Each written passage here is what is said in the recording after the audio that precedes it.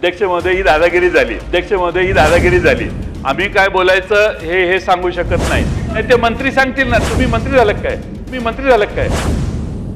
श्री अध्यक्ष महोदय, एक टेलिव्हिजनवर कार्यक्रम असायचा, आमची माती आमची माणसं.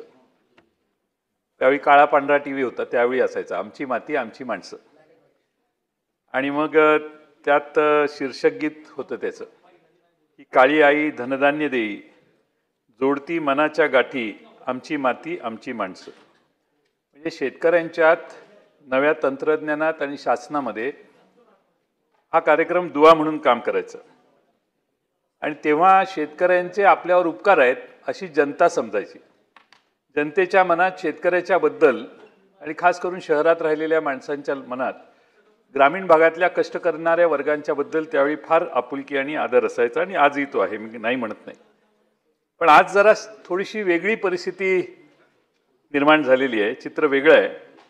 सरकारमधलीच लोक शेतकऱ्यांच्यासाठी, शेतकऱ्यांच्यावर आम्ही उपकार करतो अशा भाषा आता वापरायला लागलेली आहेत. खरं म्हणजे मुनगंटीवार साहेब मंत्री होते त्यावेळी तसा काळ नव्हता. शेतकऱ्यांच्या विषयी आपुलकी, आदर, माया किती मुनगंटीवारांना आहे हे आम्ही बघायचो. पण आता तुम्ही जेव्हापासून तुमची संगत यांनी सोडलेली आहे तेव्हापासून त्यांची भाषा बदललेली आहे. त्यामुळे तुम्ही त्यांच्या संगतीत पाहिजे होता. आणि नसल्याचा, म्हणजे एखादा माणूस बरोबर असला तरी परिणाम हा फार चांगला होऊ शकतो. कोण म्हणतं पेरणीचे पैसे दिले, लाडक्या बहिणीचे पैसे आम्ही देतो, अंगावरचे कपडे, बूट, चपला सगळंच आम्ही देतो. नको नको ती विधानं सरकारमध्ये बसलेली माणसं करायला लागली. मला एकच साधा प्रश्न विचारताय, ठीक आहे दिलं, खिशातनं दिलं का?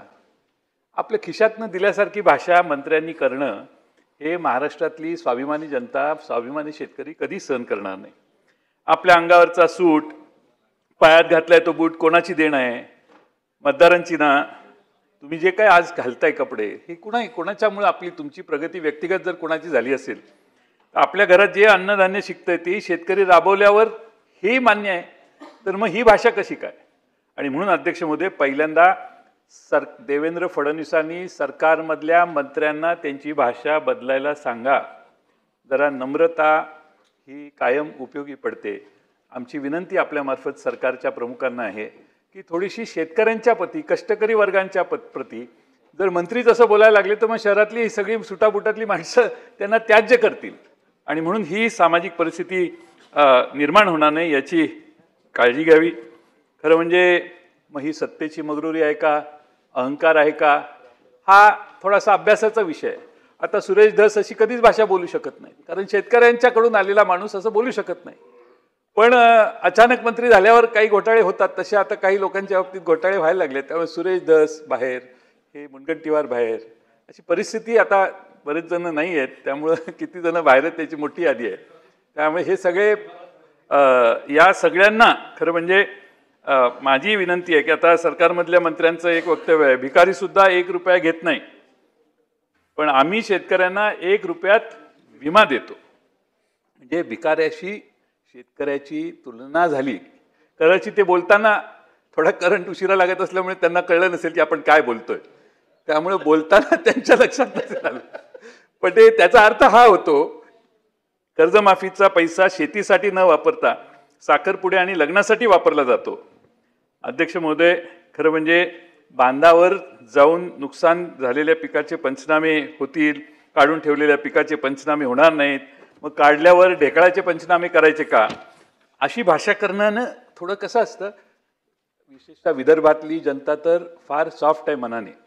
त्यांना थोडासा जरी तिरका शब्द आला तरी दुखावले जातात. इथं सगळ्या महाराष्ट्रातल्या शेतकऱ्यांना उद्देशून आपण असं बोलतोय. त्यामुळे देवेंद्रजींच्या बरोबर आता जे कोणी काम करतायत अशा वाचाळवीरांना थोडासा आवर घालावा, थोडीशी पावलं देवेंद्रजी फडणवीसांनी टाकावीत.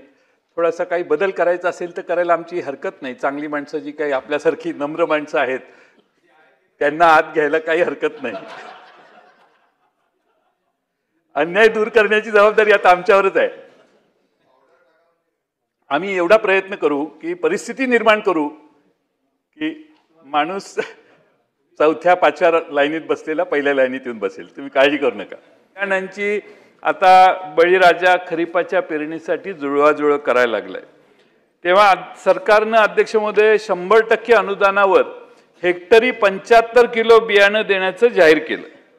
महाबीजकडून प्रत्यक्षात 66 किलोच बियाणं देऊन शेतकऱ्यांची फसवणूक होते, ही धक्कादायक बाब पुढे आलेली आहे. एकीकडे सरकार हेक्टरी 75 किलो बियाणांची घोषणा करते, त्यानुसार महाडीबीटीच्या लॉटरीनुसार शेतकऱ्यांना महाबीजचं बियाणं देण्यात येत आहे.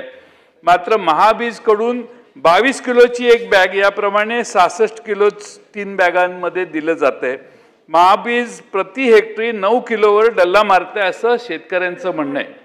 माझं पूर्ण होते ना, माझं संपत आलं. हा, नंतर मी बसून ऐकतो, नंतर माझं भाषण होते ना. नाही, ते मंत्री सांगतील ना. तुम्ही मंत्री झालं काय? तोच विषय आहे. तुम्ही मंत्री झाल्यासारखं बोलू नका, नाही तर तुम्हाला हे कधीच करणार नाहीत.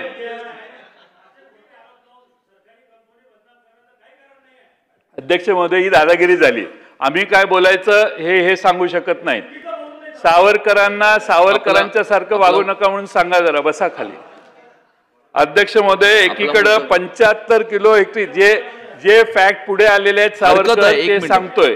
जयंत पाटील साहेब, एक मिनिट. हरकत घेतली आहे. हरकतीचा मुद्दा आहे. हरकतीचा मुद्दा आहे. हरकतीचा मुद्दा आहे. हा, बोला. महाबीज शासकीय कंपनी आहे. भाऊ जेव्हा मंत्री होते तेव्हाही महाबीजचं काम उत्कृष्ट नॅशनल प्रोडक्टिव्हिटी अवॉर्ड 14 वेळ घेतलेली संस्था आहे. एकमेव महामंडळ नफ्यात चालू आहे. यानं शासनाच्या त्या कंपनीचं ब्रँड खराब होते. एखादी घटना घडली असेल, सरसकट माननीय ज्येष्ठ सदस्य आहेत, आमचे वडील बंधू आहेत, ते जे सांगून राहिले ना, त्यांच्यापर्यंत चुकीची माहिती आली असेल, एवढंच मला करेक्शन करायचं आहे. आपली महाबीजची थैली 30 किलोची आहे. एखादी थैली 22 किलोची भरली असेल म्हणून सरसकट असं झालं असं नाही आहे. महाबीज ही संरक्षण भिंत आहे आज शेतकऱ्यांसाठी. एवढीच माझी विनंती आहे त्यांना की त्यांनी पण त्यांच्या पद्धतीनं हे म्हणजे तपासून घ्यावं आणि नंतर आपण त्यांचं म्हणणं ऐकू, त्याची चौकशी होईल. माझी विनंती आहे की आमच्या एक चांगलं ब्रँड नाव खराब होऊ नये. बस एवढंच माझं म्हणणं. अध्यक्ष महोदय, त्या महाबीजला मी भेट दिलेली आहे. मला महाबीज काय आहे आतून बाहेरून व्यवस्थित माहिती आहे. चांगली संस्था आहे. संस्थेकडून बाहेर आलेल्या पिशव्या 22 किलोच्या आहेत आणि त्यामुळं काही शेतकऱ्यांनी लेखी तक्रार माझ्याकडे केलेली होती, म्हणून मी हा मुद्दा घेतलेला आहे. तरी आपण आता परत गावाला कधी जाणार आहे? परवा. तुम्ही जाऊन सांगा जयंत पाटलांनी असं सांगितलं आहे आणि ते काय म्हणतात ते सोमवारी मला भेटून सांगा तुम्ही.